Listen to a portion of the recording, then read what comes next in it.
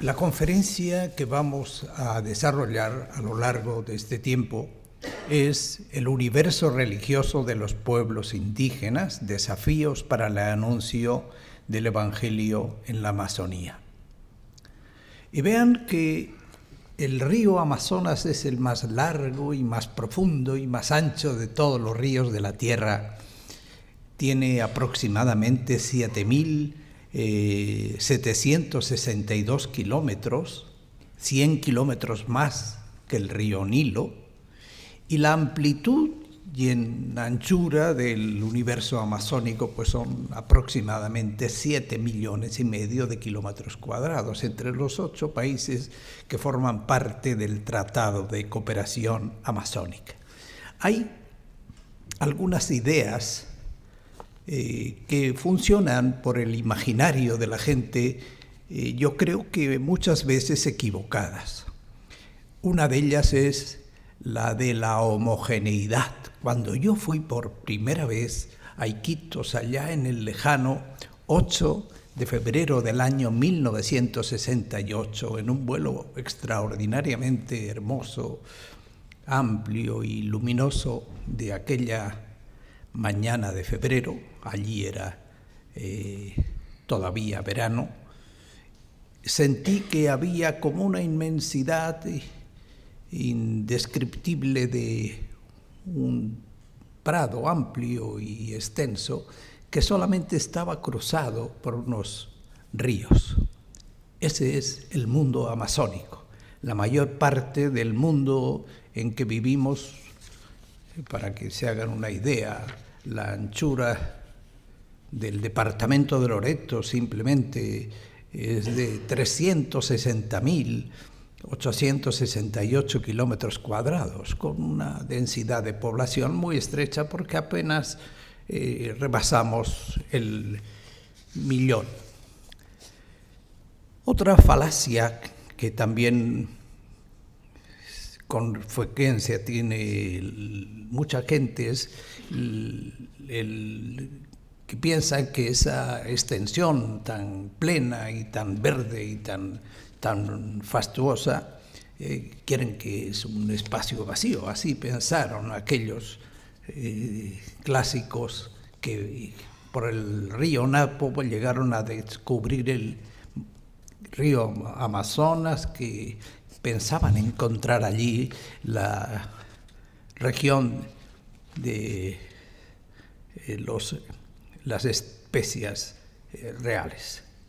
Otra cosa es la pobreza y la riqueza, porque también piensa la gente que aquello es un espacio fértil, pero no, va con una fertilidad que no es la que corresponde a aquel ambiente, sino que la vocación primera, yo creo que la violaron los que habían descubierto al Amazonas, porque creyeron que aquella extensión era una extensión virgen y por lo tanto era capaz de desarrollar la riqueza.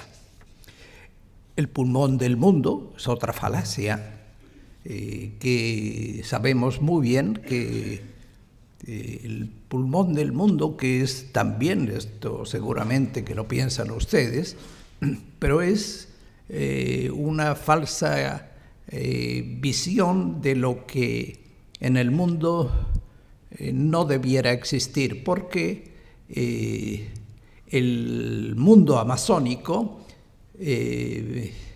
vierte al aire la misma cantidad de ozono que produce. La mayor parte se produce en los mares. Es una solución a los problemas periféricos. La conflictividad entre lo que el Estado manda para allá y lo que las poblaciones indígenas han establecido o han mantenido como propiedad suya, con frecuencia termina en enfrentamientos. Hay una internacionalización de la Amazonía, que así como el Polo Norte y el Polo Sur también quisieran que se convirtiera, y poco a poco puede llegar a convertirse en un mundo internacional como el mundo de la Antártida. Yo quisiera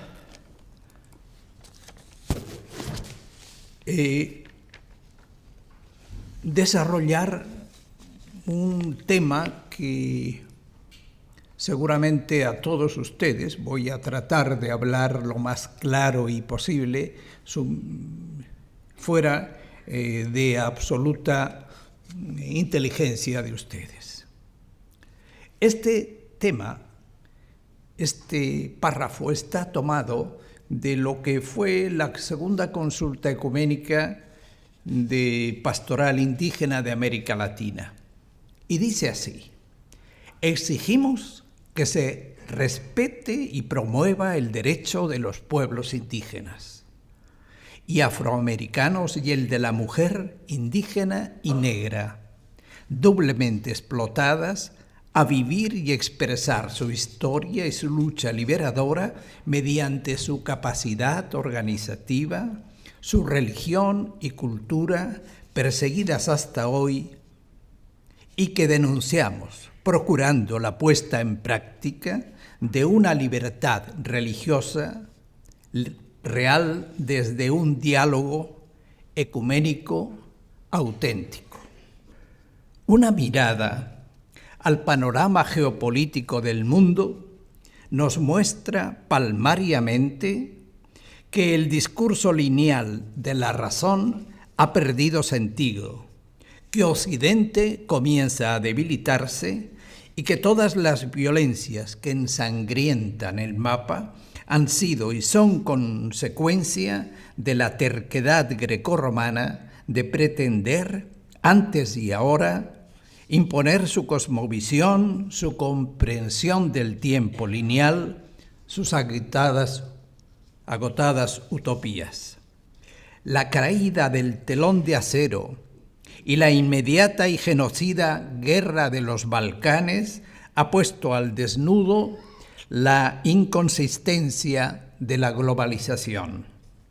A medida que los estados-nación, bajo conjuntos regionales económicos mayores, pierden su perfil, emergen con toda fuerza las nacionalidades y tienden a reforzarse las identidades desde las raíces étnicas e históricas.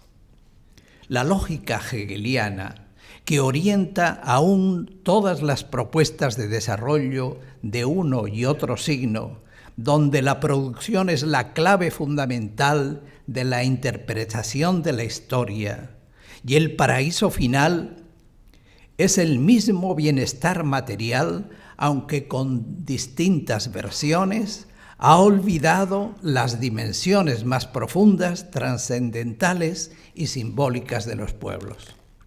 La evidencia patética es que las culturas diferentes se enfrentan en conflictos sanguinarios y que más sanguinarias aún son las guerras alimentadas de un entusiasmo religioso. Es así como lenguas diferentes no alcanzan los niveles de conflicto que producen creencias distintas que hacen de sus luchas verdaderas guerras santas. África, la vieja Europa del Este, la Unión Soviética, las violencias despiadadas del islamismo fundamentalista en Afganistán, Irak, Argelia o Egipto son prueba de ello. Se han derrumbado estrepitosamente los viejos dogmas de la Ilustración que partían de lo que se ha dado en llamar filosofía de la sospecha, donde los fenómenos y experiencias religiosas tenían que pasar por el veredicto de una determinada racionalidad idealista, materialista, genealógica o psicoanalítica. Se partía de la idea de que la religión por ella misma es ilusión, ideología, concepto inadecuado, enfermedad, falsa conciencia. Pero lo religioso ha dejado de ser superstición y se ha convertido en un fenómeno mucho más allá de lo que los estrechos cánones de la lógica formal pudieran suponer. Es decir, se ha reconocido que las formas de conocimiento posible son más y mayores que esta triste racionalidad que ha traído al mundo un avance ilimitado, es cierto, pero también la entrada en un callejón sin salida. La Iglesia cómplice. El dualismo salvaje pagano, conquista territorial, conquista espiritual, ha tenido su versión equivalente en la percepción del mundo entre cristianos y paganos, fieles e infieles, moros y cristianos, a lo largo de la conquista y la colonia, sin ánimo, por supuesto, de prejuzgar el heroísmo digno de admiración de quienes recorrieron sin tregua todas las rutas de América en los siglos XVI y XVII, no podemos dejar de reconocer la arrogancia dogmática de la Iglesia al presentar su Evangelio como la única posible salvación de la humanidad. A raíz del convenio 169 de la OIT, la Organización Iberoamericana del Trabajo, en 1989, que supone un avance cualitativo sobre el 107 de 1957, las Naciones Unidas han realizado un arduo trabajo orgánico a favor de los grupos tribales a través de la Comisión de Derechos Humanos y Subcomisión y Grupo de Trabajo sobre los Derechos Indígenas. La declaración, aprobada por unanimidad en este foro técnico después de interminables controversias previas al debate en la Comisión de Derechos Humanos, reconoce sin ambages los derechos fundamentales de las poblaciones aborígenes que ocuparon sus territorios desde mucho antes de cualquier colonización histórica. Podríamos resumir así lo nuclear de sus reivindicaciones. Autodeterminación, una propuesta que está en ese documento que es la base de toda la amplitud de los pueblos indígenas. No solo autonomía, sino autodeterminación. Derechos colectivos en cuanto pueblos, territorios, tierras y recursos naturales. Entre territorio y tierra hay una equivalencia porque territorio abarca también la concepción más amplia de lo que significa la autonomía. Cultura, religión, derecho consuetudinario, educación bilingüe intercultural diferenciada, participación en la toma de decisiones que los afecten, institucionalización de sus organizaciones políticas. Implica este reconocimiento que los estados deben recabar su consentimiento. Tiene que haber una ley como la del Perú, que significa que hay que hacer consulta previa para cualquier penetración en sus territorios, antes de realizar cualquier medida legislativa o administrativa que les afecte. Otorgarles un tratamiento especial en el reconocimiento de sus servicios básicos, como salud, educación, y compensarles por pretericiones, olvidos y violaciones del pasado. En suma, dejar camino libre al desarrollo endógeno o autodesarrollo. Iglesia latinoamericana y teología india. Ya lo hemos hecho notar. La Iglesia Católica, desde los tiempos de la colonia, descartó lo autóctono. Aunque no dejó de haber adaptaciones a las lenguas y algunas estructuras originales, no logró rebasar el nivel de adaptación para una imposición doctrinal.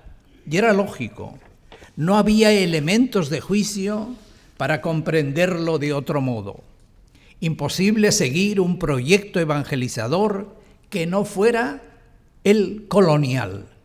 Aún más, todas las tentativas de recuperar el espacio eclesiástico perdido en los países de reciente independencia en la segunda mitad del siglo XIX a través de las misiones, vicariatos o prefecturas, escondían adicionalmente la intencionalidad de ocupar algunos vacíos estructurales dentro del esquema de modernización de las naciones jóvenes por medio de congregaciones venidas de Europa. En el caso del Perú hay un debate en el Congreso para que todas las antiguas congregaciones volvieran para que les integrara a lo que podríamos llamar la modernidad. De este modo se podría integrar a los indios a la nacionalidad y ocupar sus territorios para el desarrollo de un macro proyecto extractivista. Era un mismo discurso, aunque desde ópticas consideraba al indio como un obstáculo, sino un enemigo del desarrollo. La Iglesia lo percibía como pagano en tránsito a creyente. La educación en un caso y el catecismo en otro eran los instrumentos para la disolución étnico-religiosa. Aunque el concilio en sus constituciones, Lumen Gentium, Gaudium et Spes, el decreto ad gentes, aunque destapa la represa y genera nuevas posibilidades para la apertura de un reconocimiento a los pueblos indígenas, no deja de trasuntar cierto halo eurocéntrico. De hecho, su aplicación a América en la segunda conferencia general del episcopado latinoamericano celebrada en Medellín en el año 1968, que no solamente no introduce esta variable de lo indígena en la interpretación de las sociedades latinoamericanas, sino que nunca la menciona. Si ustedes leen el documento final de Medellín, no aparece la palabra indígena ni una sola vez. El discurso es desde los pobres, mas no desde las diferencias. La tercera asamblea, celebrada en Puebla en 1979, incluye a las poblaciones indígenas, pero solo en cuanto desposeídos y no como una fuerza potencial en la variedad de grupos tribales asentados en cordilleras, llanos, pampas, punas y desiertos de la Vía Yala. Santo Domingo no llega a elaborar una doctrina comprensiva del problema, pero de algún modo lo intuye y asume, aunque en términos más bien abstractos. Dentro de sus grandes vacíos y ambigüedades, acuña una expresión que posibilita el avance hacia el logro de lo que nunca pudo ser una realidad. Una iglesia con rostro y alma de la América originaria que aún pervive. Santo Domingo ha dado un paso más. No habla solo de evangelización de la cultura, sino de inculturar el Evangelio, que en los tiempos que corremos es mucho. Aparecida da un paso más sustancial en este avance. Tiene una visión global, integradora y acorde con el avance de las ciencias. Habla del espacio amazónico y de la negritud como formas de vivir su cultura. Asume la riqueza de la biodiversidad, respeta las diferencias alternativas culturales, aporta una visión novedosa y distinta del diálogo intercultural, valora las dimensiones inéditas de la religiosidad popular, aunque no alcanza a plantear las formas de entender lo diferente como una escucha para transformar teológicamente nuestra fe. En la perspectiva de una pastoral iluminada por una teología que valore las realidades terrenas como creación de Dios, adelantamos algunos elementos de reflexión que consideramos de máxima utilidad. Primero, pueblos indígenas y desarrollo amazónico. De los cerca de 7.500 millones de seres humanos, solamente un 20% es dueño, más o menos, de los bienes del mundo. 2/3 partes de la humanidad viven en condiciones de pobreza y pobreza extrema. En los Estados Unidos, un 1% de la población es dueño del 40% de la riqueza nacional. El modelo ha llegado a su tope de capacidad, sustentado sobre la base de un mero crecimiento económico, genera una estructura desigual que no satisface las necesidades fundamentales de la condición del hombre. Y no es que los bienes de la tierra no alcancen a todos. Existe estructuralmente una desigualdad que incrementa la riqueza de unos pocos y expande y amplifica la pobreza de los demás.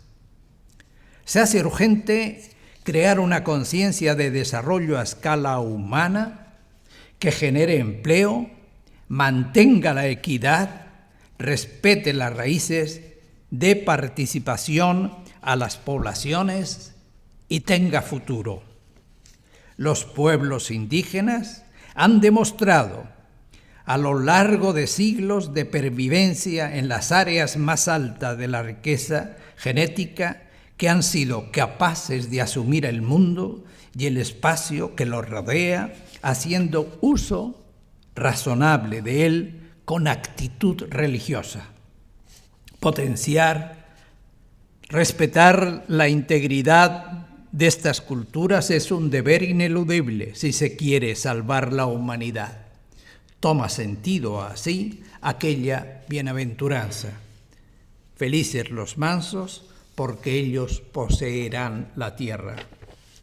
Ellos salvaguardan viva una espiritualidad en las relaciones con dimensiones trascendentales de la existencia del hombre, dimensión que la seca racional occidental ha ido perdiendo.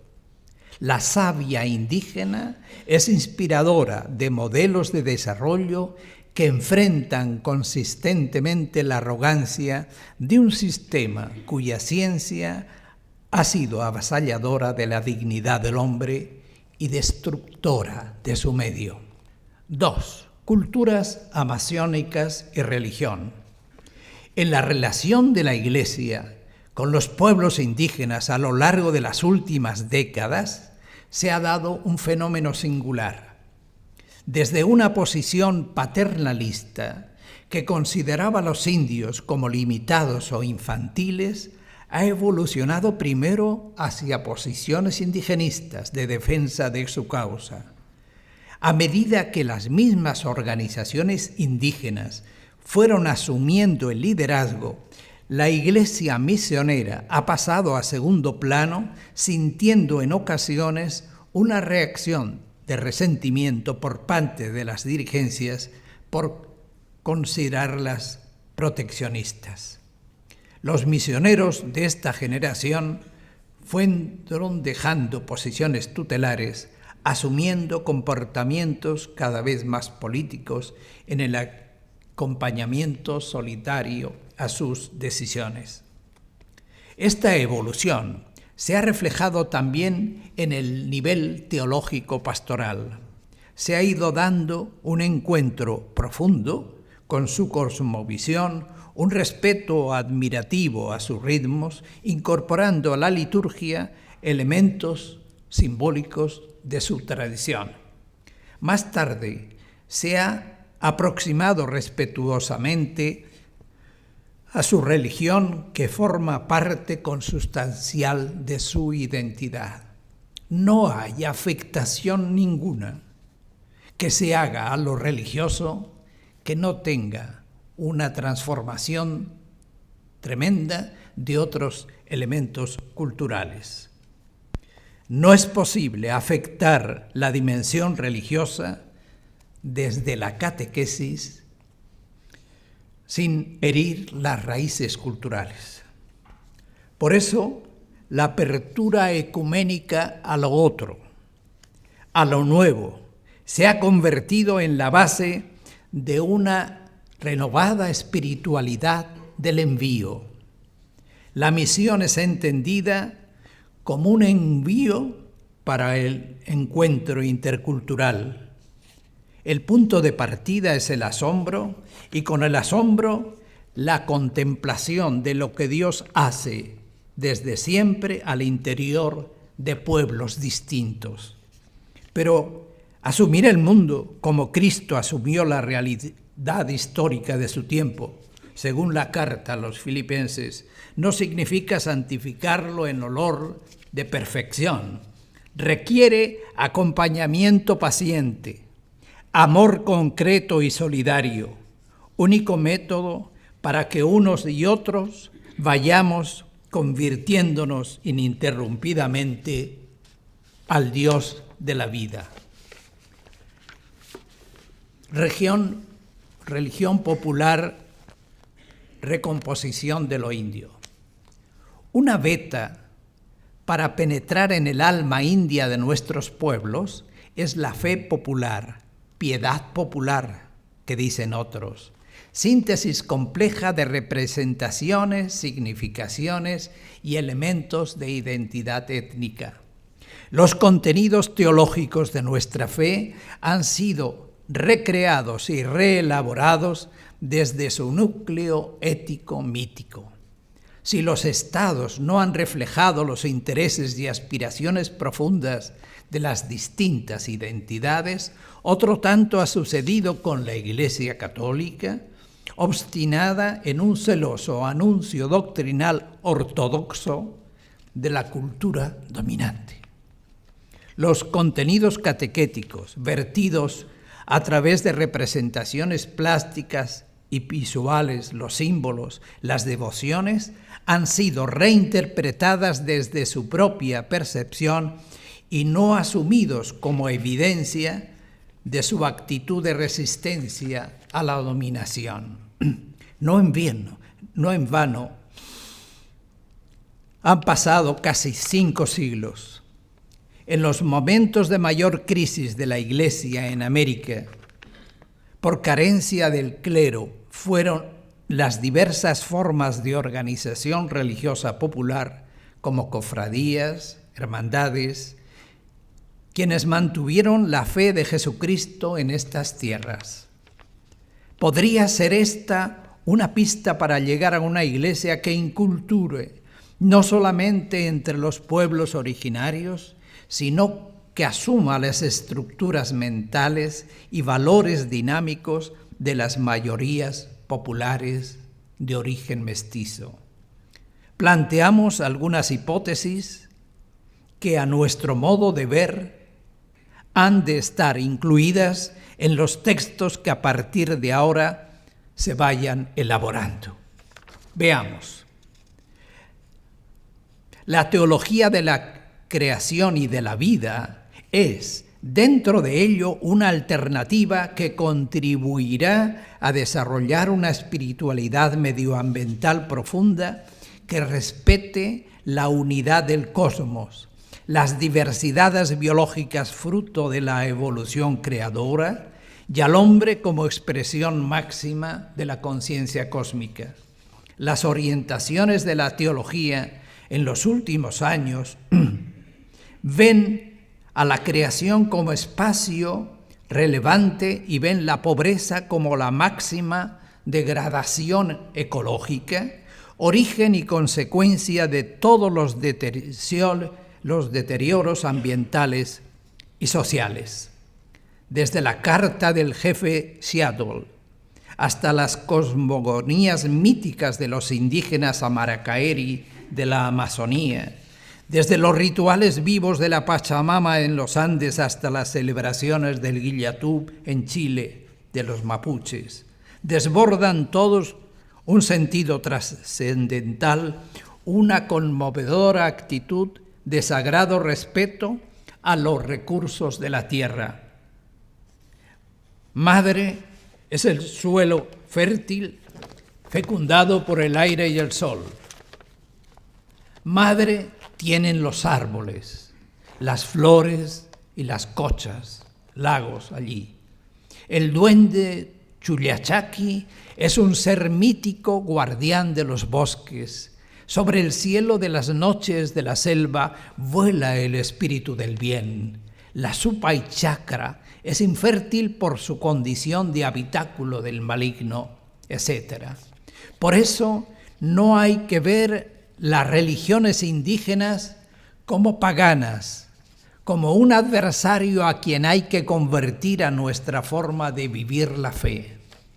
Escuchar, aprender, a sentirnos necesitados de cambio, de la igualdad, es una verdadera vía de ascensión mística. Solo se ama lo que se considera igual a uno mismo. Lo demás es, en el mejor de los casos, hasta misericordia. Pero yo hablo siempre de dos cosas elementales que me parece que dan perfil a un buen misionero de estos tiempos. Una es la solidaridad, pero no solamente en el sentido de lo que tú puedes colaborar con el otro, sino en el sentido de lo que el otro te puede mandar a ti como mensaje desde su manera de vivir. Y la gratuidad que se aprende o que es ese camino del aprendizaje permanente a superar en nuestros corazones sentimientos de distancia y de violencia con todo lo que consideremos distinto. Las teologías indias deben ser reconocidas, asumidas, respetadas y valoradas en toda su frescura y vigor. Las condiciones doctrinales para un desarrollo de la pastoral de la Iglesia sancionadas en Santo Domingo, evangelizar la cultura, inculturar el Evangelio, esa es la frase concreta, abren un espacio reconocido de surgimiento de iglesias locales nuevas que tengan su propia forma de presencia en la multiformidad armónica de todas las demás iglesias que constituyen el cuerpo del Señor. De aquí la necesidad de flexibilizar y relajar la normativa para que sea posible este aspecto de la incorporación de elementos teológicos, litúrgicos y disciplinarios alternativos a los tradicionales y monolíticos de la tradición eclesiástica institucional que no contravengan el Evangelio. Y yo le recuerdo una experiencia que tuve allá en aquel lejano 1971, cuando se celebró en Iquitos el primer encuentro de pastoral de misiones en el Alto Amazonas. Había en el documento final una expresión que decía: nosotros asumimos las tierras amazónicas, pero las asumimos en su dimensión teológica, en su dimensión litúrgica y en su dimensión organizativa. Las expresiones populares de la fe en todas las latitudes, además de las religiones indígenas, garantizan el futuro de una Iglesia que con valores de su propia tradición cultural emerja nueva y radiante. Una mirada teológica que parta de la realidad y de la responsabilidad del hombre en la construcción de su historia nos llevará a comprender y posibilitar el desarrollo de una Iglesia enculturada en la diversidad de pueblos y etnias que en una permanente construcción de su identidad habitan el continente latinoamericano y especialmente los pueblos indígenas del mundo amazónico. El reto a la fe cristiana en el tercer milenio será el de posibilitar el desarrollo de iglesias autóctonas, algunos han dicho de una manera muy tímida, coyunturales, que respondan evangélicamente a los retos de su propio espacio y humanicen sus condiciones de vida. Nueva percepción de lo religioso. Las sociedades modernas, representadas por los estados-nación, comprobaremos que no han cambiado de actitud. Conquista, colonia, república han asumido el discurso occidental como único discurso a la civilización. Por los mecanismos más sutiles y larvados tratan de integrar a todo lo que consideran barbarie, lo que está fuera, lo que aún apenas no llega a pronunciar nuestro logo, lo que se considera como incipiente, salvaje o incluso pueril. Es lo que sobra, lo residual, la rémora, el impedimento a nuestro avance en la única escala posible de desarrollo que hoy se expresa en términos de calidad total, hacia la excedencia, tecnologías de punta y otros eslogans vacíos. Según esta visión, los países con mayor población indígena serían los que tienen las posibilidades más lejanas de acceder al club de la modernidad. Hagamos, si no, un recorrido por las últimas formas de reconocimiento por parte del Estado de los derechos indígenas, desde la Constitución hasta la Ley sin Tierra, pasando por los frentes educativos, cultural, agrícola, tecnológico, el centralismo político del único hecho electoral. Por eso, la conciencia del Perú oficial, de donde vengo, vive de espaldas a estas realidades. Los centros académicos se alimentan de lo nuevo de otros mundos imposibles y se añaden a ello el racismo latente de lo nuevo de otros mundos imposibles, que se añade el racismo latente y corrosivo de la sociedad, la desigualdad de oportunidades para las grandes mayorías. Nos daremos así cuenta de que las condiciones solamente han variado de formas. El impulso integrador avanza ciego. ¿Quedará algo diferente que pueda sobrevivir? Y no te fuera poner un velo sobre la Iglesia que entró a los territorios de Abya Yala con una voluntad conquistadora de almas bajo el principio evangelizador de la tabula rasa, pretendiendo imponer doctrinas ajenas a la cosmovisión de los pueblos encontrados, arrasando con toda huella del pasado inmemorial, con la sabiduría de sus amautas, con sus relaciones con los apus de las montañas y los ríos, con sus expresiones arquitectónicas y sus atavismos míticos. A partir del Concilio de Trento, Importante esto.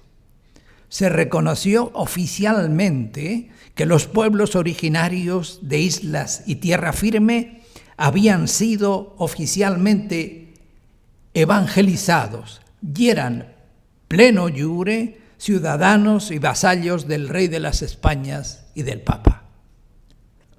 Pero al final del siglo XVI, al descubrirse que las poblaciones indígenas mantenían la fidelidad a sus cultos y mochaderos en la clandestinidad, se institucionalizó en el Perú una mini inquisición que llevaba el pintoresco y etnocida nombre de extirpación de idolatrías, de la cual hay una larga serie de libros dedicados a este tema, iniciado por el padre Arriaga, cuya función era investigar, revelar y reprimir cuánto residuo de superstición hubiera quedado adherida al alma de los nuevos cristianos.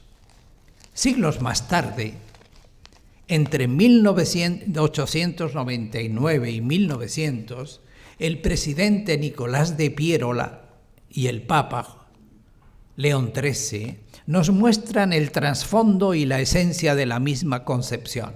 En los decretos de creación de las 3 prelaturas de la selva, Santo Domingo del Urubamba, San Francisco del Ucayali y San León del Amazonas, que es donde yo trabajo, supone el primero que los indios han de ser recuperados para la civilización.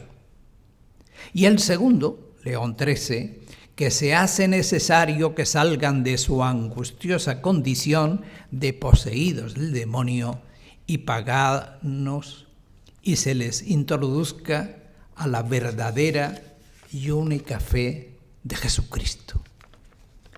Han sido en los últimos 30 años cuando un sector preponderante de la Iglesia, asociada al desarrollo de las ciencias y abierta al ecumenismo, ha ido descubriendo la dignidad de la persona humana en su universo cultural como valor evangélico, el sentido de lo religioso como espíritu y aliento de la identidad y el respeto a los procesos de transfiguración étnica cuya responsabilidad recae directamente sobre los pueblos indígenas organizados. Esta hipótesis, para mí muy razonable, se sustenta en 2 evidencias. La primera, que es prácticamente imposible encontrar pueblos de una manera u otra no hayan sido afectados por la cultura envolvente, nacional, centralista e integracionista, incluyendo, claro está, la acción evangelizadora de las iglesias cristianas. La segunda, que la respuesta a esta agresión integradora ha sido enfrentada buscando formas de agresión y en la clandestinidad expresadas en modos y ritos alternativos que guarda el valor más hondo de una religión llamada popular, que es el eje central de resistencia a la dominación y expresión de la protesta social. Así pues, un pueblo no muere mientras subyaga su esencia, concentrada en su narrativa, en su universo mítico profundo. El hecho de que pueblen la geografía americana más de 40 millones de indígenas lo demuestra irrefutablemente. Formas simbólicas de expresión cultural de los indígenas amazónicos. Quiero pedir disculpas por esta osadía de penetrar en el misterio, en el logo sagrado del mundo interior, indecible de lo religioso y simbólico de los pueblos amazónicos. Me acerco sobrecogido y asustado, consciente de las limitaciones de mi condición de formado en la racionalidad de la matemática cartesiana. y trato de adentrarme en el recinto místico con el concurso de otras formas cognitivas más vinculadas a la materia, a los sentidos y a lo sensual que acompañan esta razón. Primero,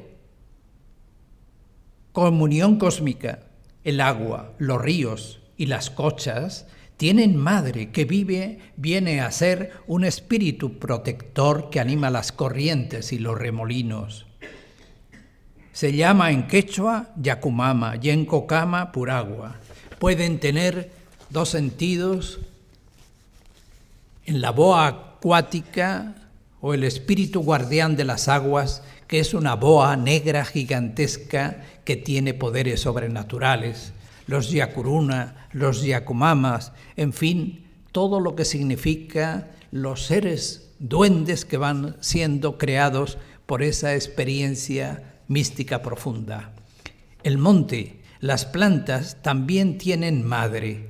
Muchos árboles, sobre todo las plantas alucinógenas y dañinas, tienen madre. Se trata de un espíritu protector vinculado sustantivamente a las plantas. Los árboles tienen madre. Y hay el espíritu del Chuyachaki y del Sapsico, que son protectores y guardianes de la floresta. Un modo nuevo de comprensión de lo indígena. Los acontecimientos mundiales de los últimos 10 años, unidos a las teorías científicas de Einstein y Max Planck sobre los cuanta, del origen del universo, además de los procesos de globalización que parecieran irreversibles, nos obligan a replantear lo que la Ilustración y el positivismo consideró como superstición, ilusión, una histeria en su vertiente artística o en su vertiente filosófica y teológica como una paranoia, y en su dimensión cultural, más específicamente religiosa, en la obsesividad y en la melancolía. Voy a pasar una parte final que me parece que pudiera ser como la conclusión. El movimiento ecológico mundial, que se originó en una visión meramente verde del medio ambiente degradado por la sociedad industrial y el desgaste de la energía de los países desarrollados, ha llegado progresivamente a comprender que los únicos sabios en el tratamiento a su medio son los pueblos indígenas y que su actitud está basada en una experiencia religiosa profunda, no fácilmente comprensible desde los medios epistemológicos tradicionales. Las categorías indios mestizos, indios ribereños y menos campesinos urbanos pierden aquí su perfil, ya que las formas religiosas de los últimos tienen mucha más proximidad al sustrato de las creencias originarias que a las formas y expresiones de la religión oficial de un moro u otro cristiana. De todas formas, tengo para mí que la acción evangelizadora que hemos tratado de realizar a lo largo de la conquista y de la colonia ha supuesto dos cosas.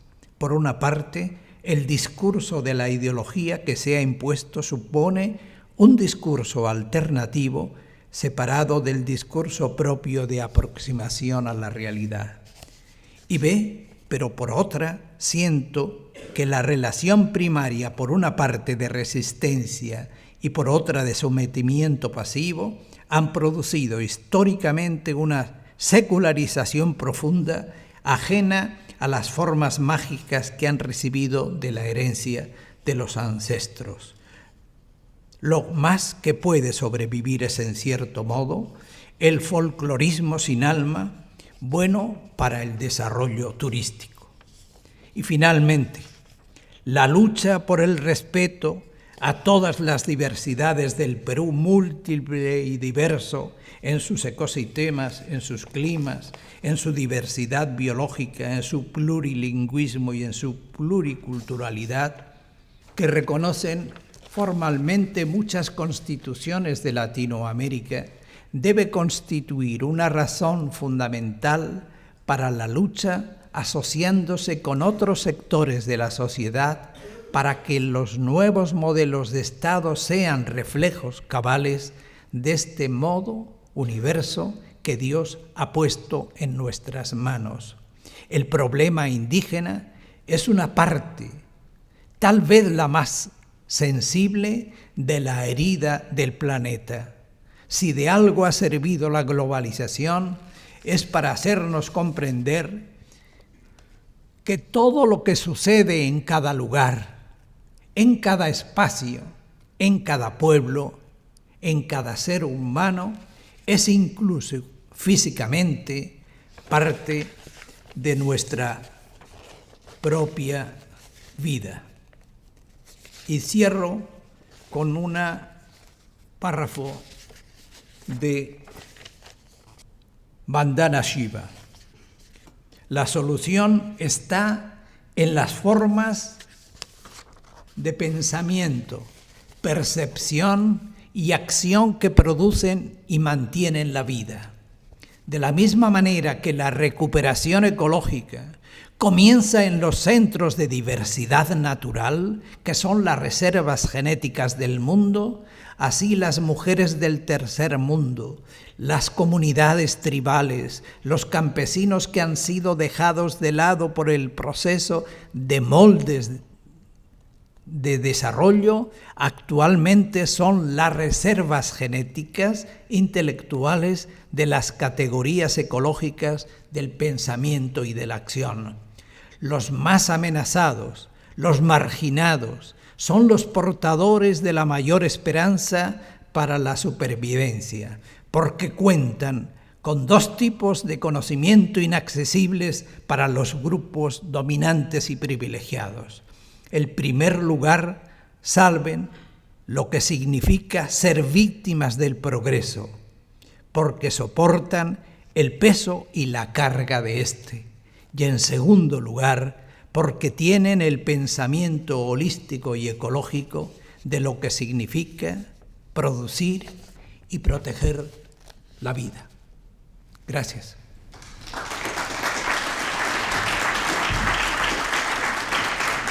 Oh.